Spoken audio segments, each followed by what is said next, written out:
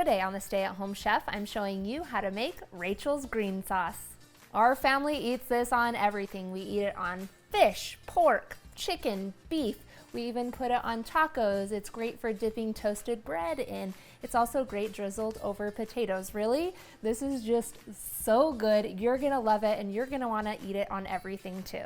It's kind of a combination between Peruvian green dipping sauce and a chimichurri. It's super quick and easy to make. You just throw everything into a blender or food processor. You'll need about 2 cups of fresh cilantro leaves, and then I throw in a jalapeno. You can use up to 2. Add in 2 tablespoons of freshly grated Parmesan cheese, and then 2 to 3 garlic cloves. Pour in half a cup of olive oil. You want to use extra virgin olive oil for this. 2 tablespoons of red wine vinegar. 2 tablespoons of freshly squeezed lemon juice. Then 1 teaspoon of salt and half a teaspoon of black pepper. Pop the lid on, and we'll blend until smooth. I can already smell it, and boy, does it smell delicious.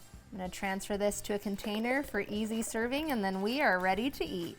I'm gonna cook up some steak and potatoes to go with this, but feel free to experiment. Once you taste it, you'll see it goes good with so many different dishes.